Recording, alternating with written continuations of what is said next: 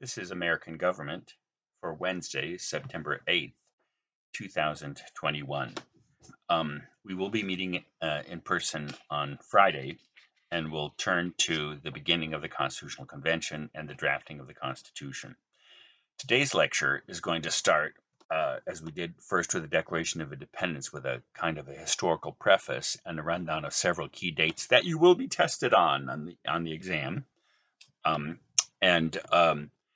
And then the bulk of today's discussion will be devoted to examining the nature and the defects of the Articles of Confederation, our first attempt to create the wider regime of taking the fundamental ideas and principles of the Declaration and embodying them in a set of governing institutions. Again, this whole period I call the founding. If you look on the syllabus, it's the second major subject after the Declaration of Independence. And the material that this covers, by the way, for today's lecture, actually, Wilson Chapter 2 is the background for both the Declaration of Independence material that we covered last week and for the founding material that we'll cover this week.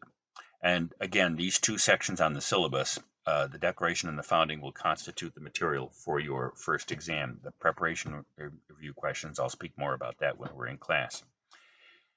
And in addition to the rest of Chapter 2, which more or less discusses the founding period overall, the other reading for this material, for this lecture, is the actual Articles of Confederation, which I've sent out.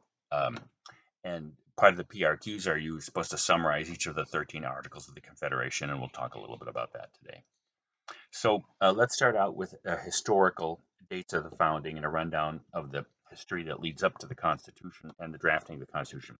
These dates cover where we left off with the dates for the Declaration of Independence and literally the end of the Revolutionary War with the Battle of Yorktown in 1781 and the ratification of the Articles in March of 1781. And also the last period that we talked about in terms of the Revolutionary War was the Treaty of Paris of 1783, which formed the legal independence from Great Britain. And in fact, if you look on the dates, those are the two dates I just mentioned.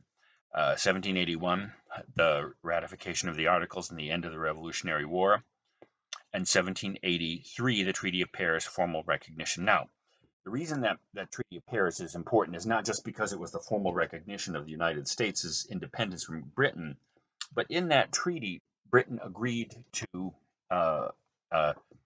several obligations that it eventually didn't live up to, because you're going to discover during the period of the Articles of Confederation, there's nothing we could do about it. We were so impotent as a nation that we couldn't even compel Great Britain to adhere to its treaty obligations. And I'll mention two of those critical treaty obligations that were a source of tension between the new United States of America and its former parent, the Great Britain. One was up to the Mississippi. The Treaty of Paris recognized the border of the United States as the Mississippi River, but yet most of the settlement in the colonies and the states at that time had appeared primarily right up to the Appalachian Mountains, and it was really only around that time that the Appalachian that settlers began to move beyond the Appalachian Mountains. Now, the problem was that all up and down the Mississippi River and through much of what is today Illinois and Ohio and Indiana and further down, the British had maintained a series of forts that go all the way back to the French and Indian War of 1754. According to their obligations of the Treaty of Paris, they were supposed to vacate those forts, but they delayed so in doing so. And again, there was nothing ultimately that we could do to compel them. The second great issue and great tension, and actually this persisted up until the War of 1812, was the British would impress. That's how impressment means drafted into the Navy. And that's one of the ways that the British Navy got their sailors, is they would often go roving through taverns and bars and pubs in Britain, but not just pubs, and forcibly kidnap young men and draft them into the Navy. Well, they also treated Americans that way, even after the Revolutionary War and even after the Treaty of Paris. And so they had agreed not to do that, but then they did it anyway. And this was again one of the primary sources of tension between the Brits and us for several decades, actually. And again, my point here is to mention that there was nothing that the United States could do about this because, as you're going to see, the Articles of Confederation essentially created an imbecilic and impotent national government. So, um, the so the so the Articles gets launched, the war is over, we have our independence, but then almost immediately the country begins to spiral downwards. Now, part of that, you have to say, was because of the natural economic consequences of a war. The war was fought on our soil, and in the same way that the Civil War was fought primarily on Southern soil, and the South paid economically for this for many generations, um, we have to remember that Britain was our primary trading partner. We were still essentially an agricultural nation. Actually, we were an agricultural nation well into the 1900s or the 1800s, up until almost the beginning of the 20th century. And and Britain was our primary trading party. But we have to remember the Industrial Revolution started in Britain in 1733. You don't need to remember this date, with Arkwright's development of the first steam engine, and then of course the first steam factory, and that's when you formally date the Industrial Revolution and the rise of factory production. And Britain was the leading nation in that, and so during the war, of course, that trade was cut off, and that had a tremendous depressive effect. The economy went into a depression, and so on one level, you could say, although the articles didn't cause much of the economic dislocation of this period, it also didn't help it. And because, of, again, it denied to the national government significant powers of economic regulation. So, in addition to causing competition between the states, which we'll talk more about. So, the economic situation became so dire that in 1786 to 87, was what was occurred what was called Daniel Shays Rebellion in Massachusetts, and so in some ways 1786 to 87 starts the turning point towards the Constitutional Convention, as you'll see, uh, both advertently and inadvertently. So again, it's interesting to look at Shays Rebellion because historians have different takes on what the cause of the rebellion was. Now, of course, the real problem was, and to some degree, this is something like what um, mortgage owners, that is to say, homeowners and farm owners who no, but most I'm a homeowner, but that just means I'm enslaved to the bank for 30 years to pay off my monthly mortgage payment. Even though I own my house, the bank actually really does own my house, and if I stop making those payments, it will take my house away from me. And in the same way, during the Depression and also to some degree during the pandemic, um, when economic activity was cut off, then that means that farmers, for instance, lost their income, homeowners lost their income, and creditors, banks, and other crediting institutions that supplied those mortgages then began to foreclose. I mean, if you buy a car and you stop making payments, they'll come and take your car away because you're not paying for it. Um, and to some degree, this was kind of the same issue as the eviction moratorium that took place during the pandemic. Not quite the same, but at any rate, in 1786 in Massachusetts, and farmers, banks began to foreclose on farms, and farmers began to lose their farms and property. And this would be dire under any circumstances, but of course Daniel Shay had been a captain in the Revolutionary War, and many of the farmers who served in the army felt, of course, betrayed that they were losing their property and their livelihood. And so, depending on whether you see this more as a people's issue or a kind of a broad economic issue, historians have different takes on Shay's rebellion. Um, but here, the basic facts are that Daniel Shay then, to protest and to stop the foreclosing of, of farms, etc., led an attack on the state capitol and the armory and captured some arms. And then it was quickly put down by the governor, kind of stretched into 1787, but 1786 is the beginning of Shay's rebellion. And here's the critical thing, regardless of whom you sympathize with here. It sent a shock through the entire political establishment of the continent. and it seemed to be evidence that the political and social fabric and economic fabric of the nation was unraveling, and that the governmental system essentially provided no ability to deal with the great pressing issues of the day. So Shays' rebellion has to be viewed as one of the catalytic events that moved the country towards the Constitution, just because it seemed to communicate to the political elite that things were falling apart and falling apart rapidly. And they were, by the way. The second event that is a catalyst to, or perhaps the better language would be the embryo of the Constitutional Convention in 1787, was the Annapolis Convention in September of 1786. Now, two young members of Congress, of the Continental Congress, under the Articles, who had also, one of them who'd served with distinction in the war, and you probably have heard something about Alexander Hamilton, and James Madison, whom I consider to be the two great intellects.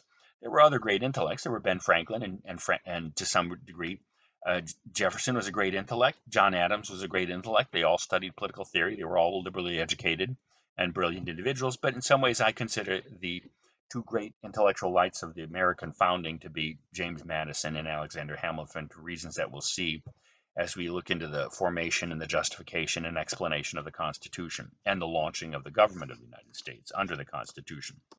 So, anyway, these two young members of Congress, very young, by the way, actually then got the idea that in order to address the economic dislocation of the country, that it would be necessary to strengthen the power to regulate the economy under to regulate commerce under the Articles of Confederation. Now, if you've read the Articles of Confederation, you know that, for instance, that the Articles of Confederation required a unanimous agreement of all the states to make any changes in the Articles.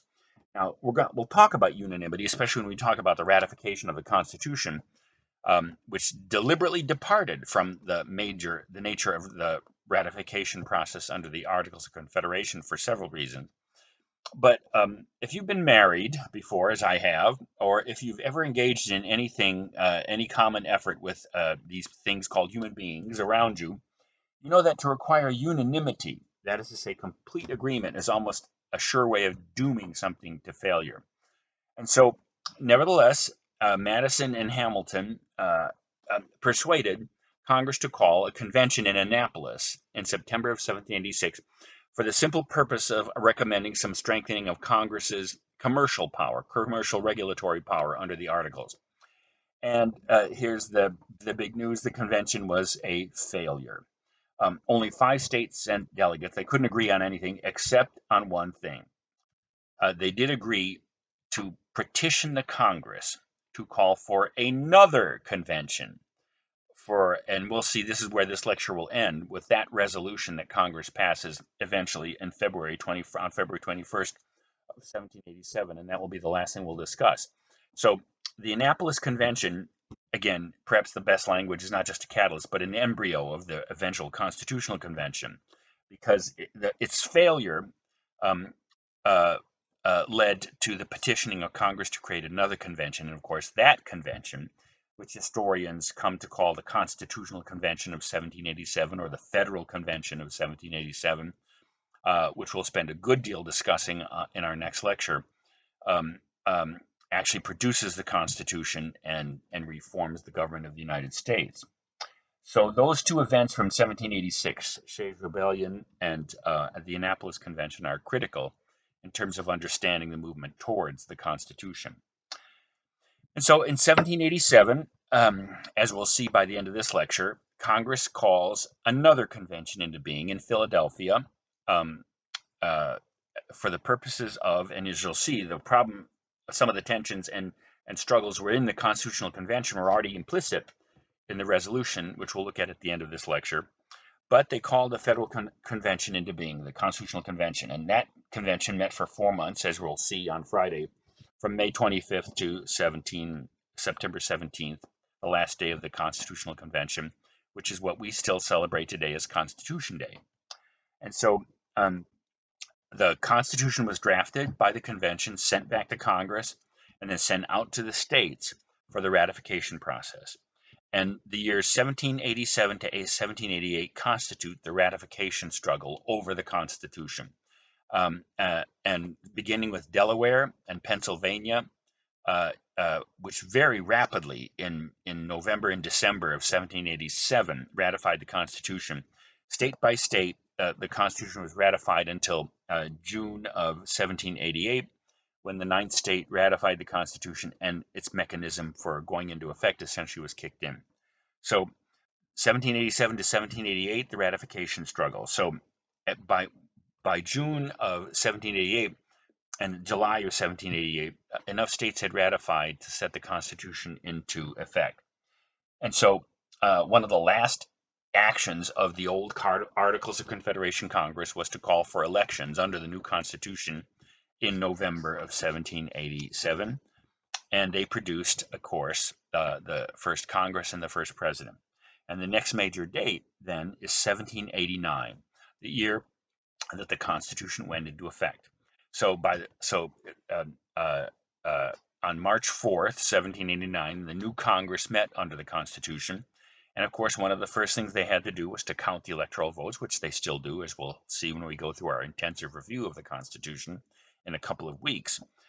They counted the electoral votes, and George Washington was unanimously selected as the President of the United States, having won all Electoral College votes.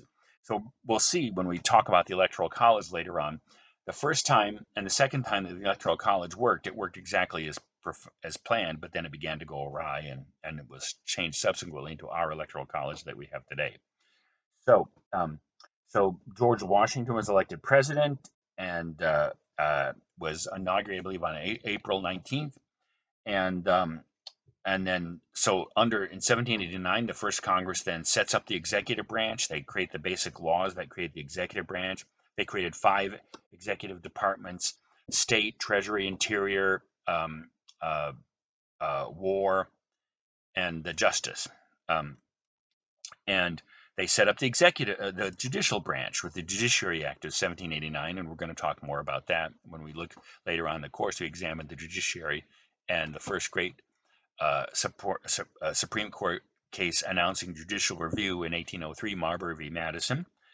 And they also then dealt with the issue of discontent with the Constitution left over from the ratification struggle. And James Madison, who was a representative, there were 8 members of the Constitutional Convention who served in both the House and the Senate in the first Congress, and James Madison was one of them. And so the last major thing that the first Congress did was to draft the first 12 amendments to the Constitution, which were sent out to the states. And then by 1791, 10 of those amendments had been ratified, in which we call the Bill of Rights. And you'll note, by the way, that 2 of those first 12 proposed amendments weren't ratified. But interestingly enough, one of them was eventually ratified in 1992, the 27th Amendment. And we'll talk about that. So those are the dates of the founding period. From 1781, the end of the Revolutionary War, to 1791, when the Constitution had been ratified and accepted and modified and amended through the first 10 amendments to the Bill of Rights. So let's talk then about the defects of the Articles of Confederation. And oftentimes when I've taught this material before, students read the articles and they say, well, were these people stupid? Did they just not know how to draft the government? And I think it's important to say, no, they weren't stupid. And the system of the articles probably comes from several primary political consequences of the revolution.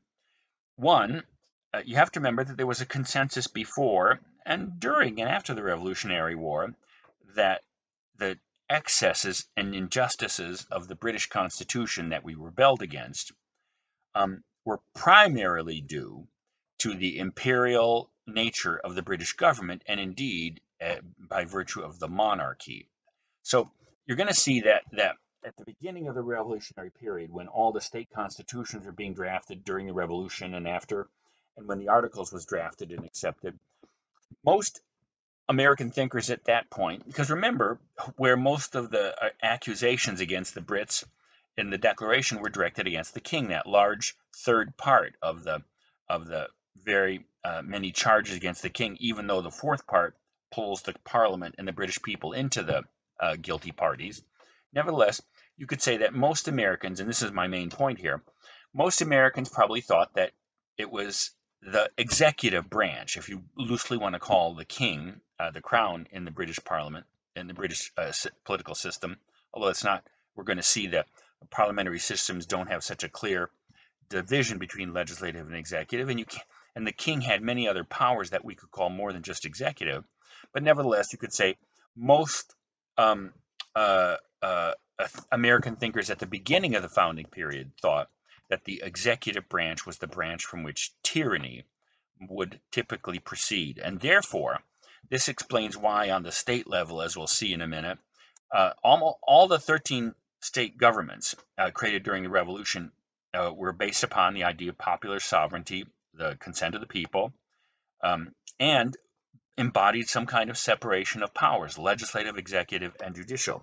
But almost all of them, with two exceptions, New York and Massachusetts, almost all of them had very weak governors that were elected by the legislature, controlled by the legislature, whose salary and powers were determined by the legislature, and who could be removed by the legislature at will.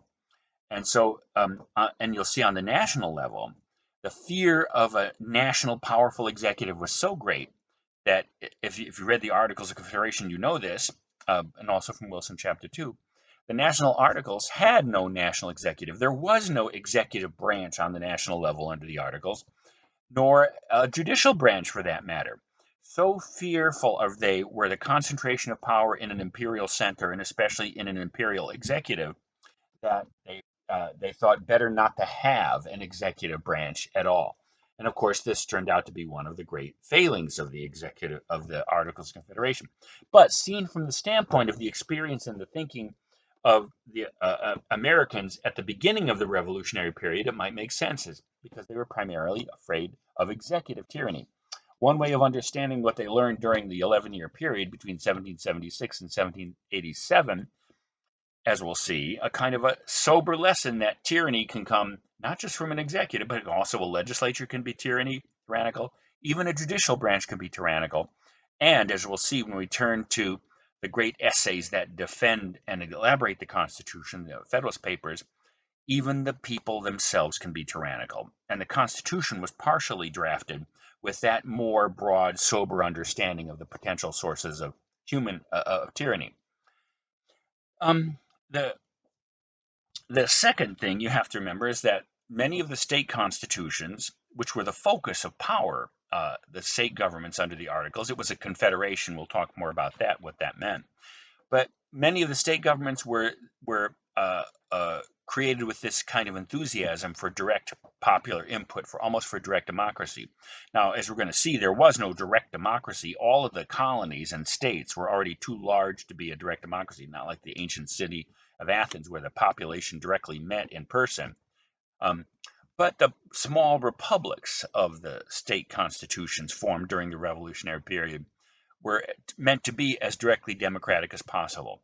And so this enthusiasm for making government as directly democratically as possible was part of the reason why also the state governments were. So you're going to see the failure of the Articles was both a failure on the national level because of the weakness and imbecility of structurally and otherwise, which we'll examine in a minute, but then also because of the excesses of the state governments, which were excessively democratic and dominated by legislatures. So it's important then to remember, before we turn to the Articles, again, that these people were not stupid, but perhaps you could say carried away by a simplistic understanding of tyranny, by an embrace of overly democratic ideology, and simply by inexperience in the formation of governing institutions. The people who met in the Constitutional Convention for 4 months in 1787, as we'll see, were far more experienced and had learned from the bitter lessons and failures of the Articles of Confederation. So, with that in mind, let's examine the defects. First of all, on the national level, we can group the defects of the Articles into several main groups. First of all, insufficient powers. The national government, so fearful of a strong national government were the drafters of the articles that they, as you'll see, and this is primarily in Articles 5 through 9 of the Articles of Confederation, um, Congress could not tax the American people for taxes. Congress had no power to lay taxes. All they could do was request contributions and requisitions from the states. And that meant, of course, the states, which always failed to live up to the obligations of paying their requisitions or requests, that's the national government was always broke under the articles. They had no money. And even though they printed money, like all inflationary currency, it actually led to an American saying, which I'm sure most of you haven't heard, but worthless as a continental. That meant that both the states under the articles and the national government issued money, paper money primarily, because governments that are broke try to print money to cover up their brokenness. That may be an issue in American politics coming that not my generation, but your generation will have to deal with, and we'll talk more about that. Um, so they couldn't raise money. Second, there was no power to create a national army.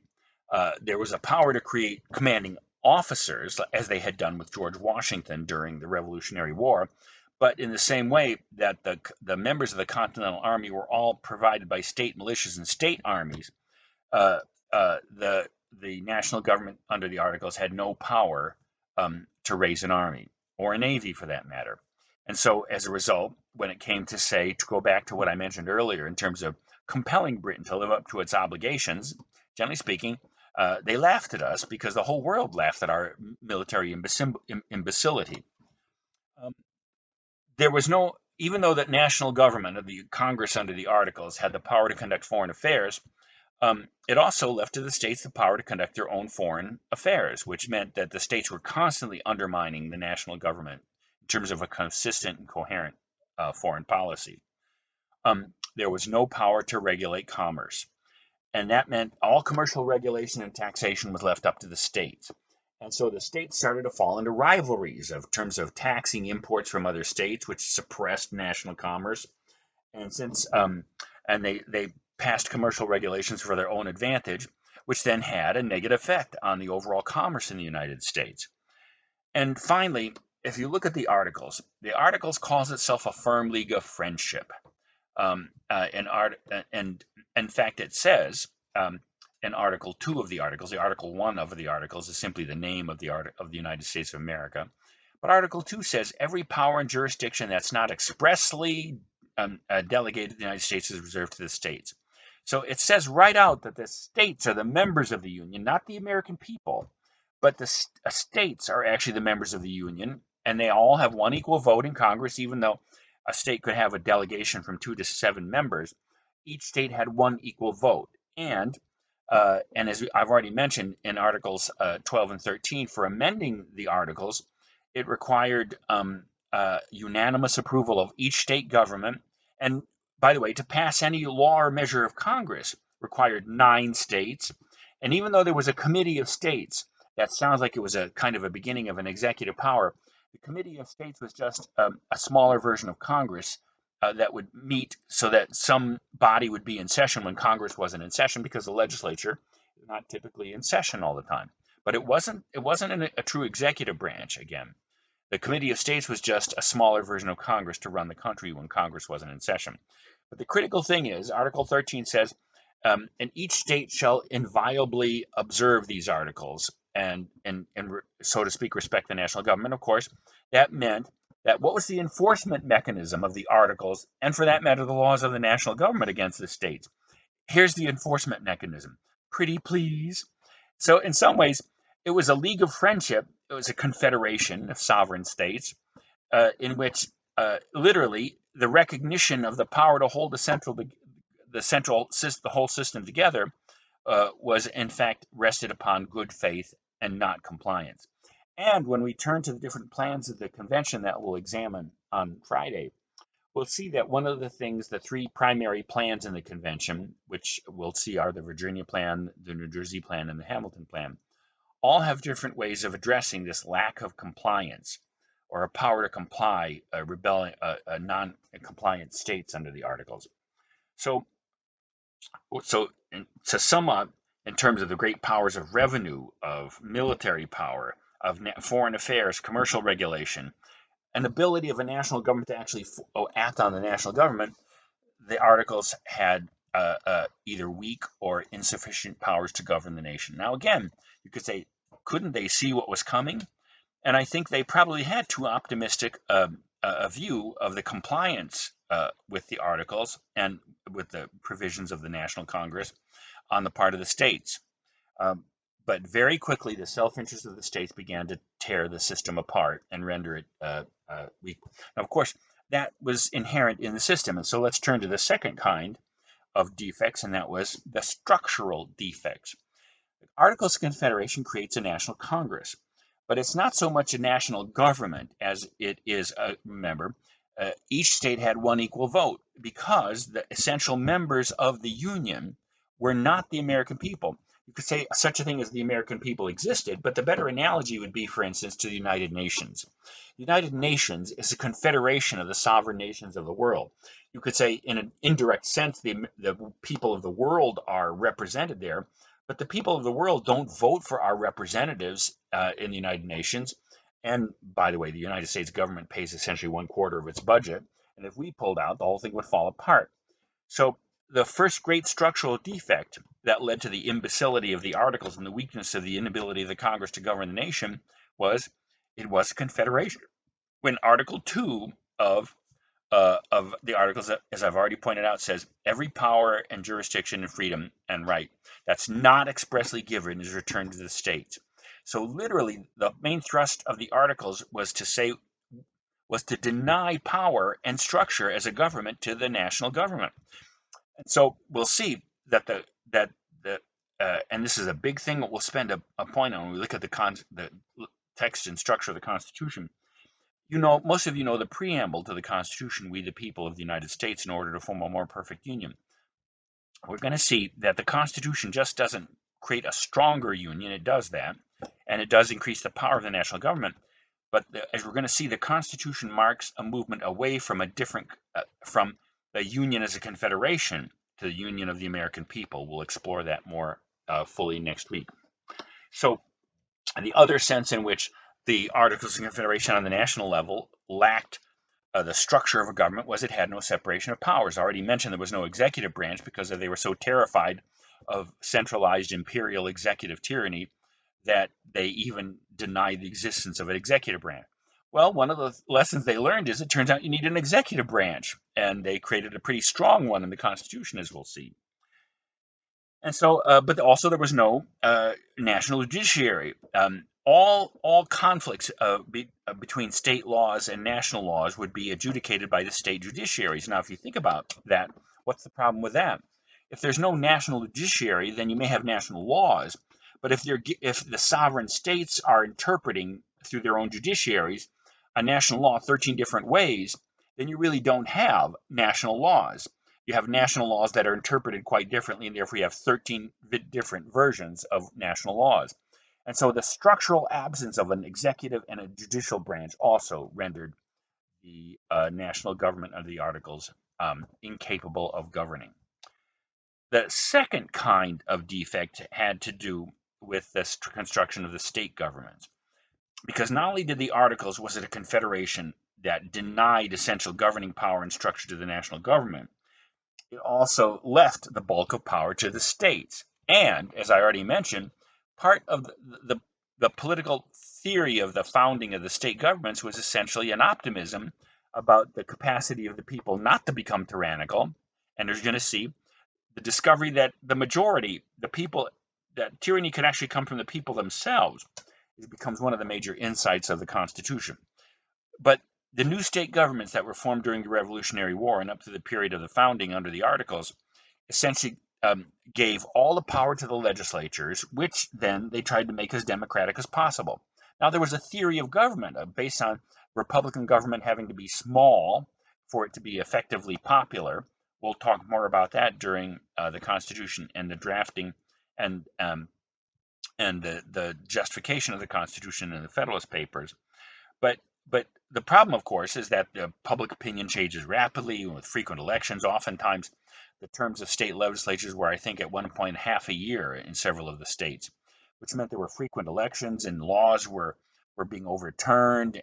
And the other problem, of course, was even though the state legislatures, I'm sorry, even though the state constitutions did, all of them have separation of powers, this fear of the executive branch and this overtrust in the democratic legislatures led to essentially weak and dependent governors that were easily manipulated. So you're going to see that one of the defects of the state governments was this overly democratic and unstable character with a tendency to give too much power to the majority in society, uh, with the event that there was no restraint on the legislatures because the governors and the executive branch, the governors and the state legislatures had no power to resist the legislature. So you'll see that out of these two twin sets of defects, the defects of the articles on the national level, but then also the defect of the state governments under the Articles of Confederation, led to a kind of a different view of government that gets synthesized in the remarkable success of the Constitution, as we'll see when we turn to the Constitutional Convention on Friday. Now, uh, uh, the the it would not be appropriate simply to say that the articles were a complete failure, and that in some ways there were some important successes, and probably in terms of a single policy, the single greatest success of the Articles of Confederation Congress was the Northwest Ordinance of 1787, which produced a procedure for new states. It also forbade slavery in the territories, which was a precursor of the Missouri Compromise that we spoke about in the Dred Scott decision from last Friday.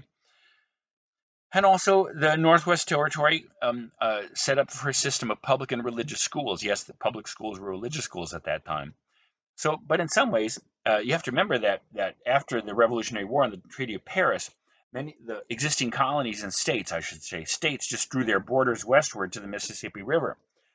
But the Northwest Ordinance anticipates actually that those would be new states, and of course, almost immediately, the state of Massachusetts was divided up into Maine, and that New Hampshire was divided up in New Hampshire and Vermont. So two new states were added almost immediately, but then the western states under the Northwest Ordinance started to be added to the Union too.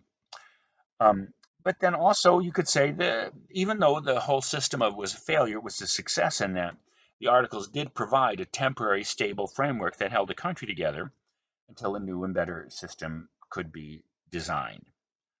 So, as we've seen from the historical dates, the movement to the Constitution began with Shays' Rebellion, which I discussed above.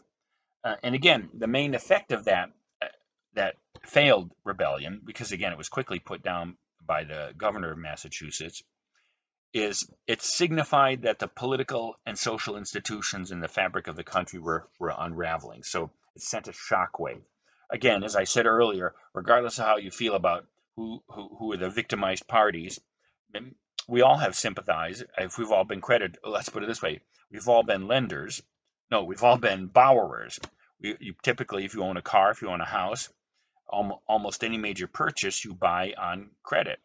And of course, most of us have. If you've ever seen It's a Wonderful Life, it's hard to have sympathy with those damned cruel bankers. But if you also destroy mortgages and destroy borrowing, then you undermine the ability to give credit. You actually shut the economy down. So my point is, regardless of whom you sympathize with in Shays' Rebellion, it sent that shockwave through the rest of the political elite of the nation that said something needs to be done. And then I already talked about the Annapolis Convention of 1786, and I described it above, and I talk about it here in the notes. Now, on the bottom of the second page of the notes, then, is the actual movement towards the Constitutional Convention. We'll finish with that, and I'll read you through it, and then we'll actually start with that on Friday in terms of how the Constitutional Convention came into being. So, pursuing the resolution of the failed Annapolis Convention on February 21st in 1787, and if you're looking at the notes, this is the bottom of the second page of the notes. This is the text of the resolution that Congress passed to call the Federal Constitutional Convention into being. I'll go ahead and read that. I need to put my extra set of eyes on for that. I can see through the back of the computer screen. It's like having X-ray vision. Um, Resolution of the Congress of the Articles of Confederation passed on 21st February 1787.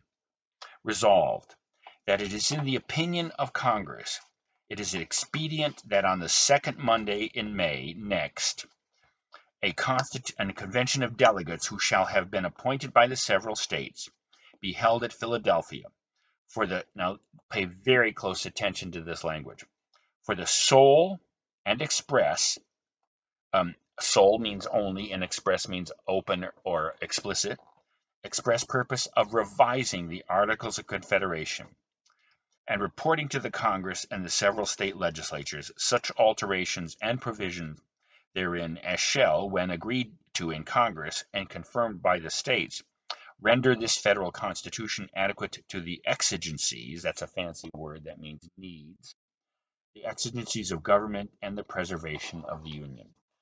So let me just end today's class by saying that if you pay very close attention to this language, first of all, you note a couple of things. It says for the second Monday next in May. And it turns out the convention started late because not enough people got there, except for one state's complete delegation did get there on time on that second. And so they were there in Philadelphia at least a week and a half to 2 weeks before the other delegates got there. And you're going to see James Madison was among them, and that was the Virginia delegation. And I'll talk more about that on Friday. They used their preparedness to good purpose. So, but the main language I wanted to draw your attention to was that this convention would have as its sole and express purpose the purpose of revising the Articles of Confederation. Now, if you think about that, that means the purpose of the Constitutional Convention was to fix the Articles. And you're going to see that's not what they did. They didn't fix the Articles. They abandoned the Articles and created a new system of government, the Constitution. That itself became controversial given this resolution, because as you're going to see, the first plan to be debated on the floor, we'll talk about this on Friday, was the Virginia plan. And you'll see the Virginia plan does not fix or amend the Articles. It abandons them and creates a new system. The question of whether the Constitutional Convention had the authority to do that itself became one of the major questions of the convention and controversies, as we'll see.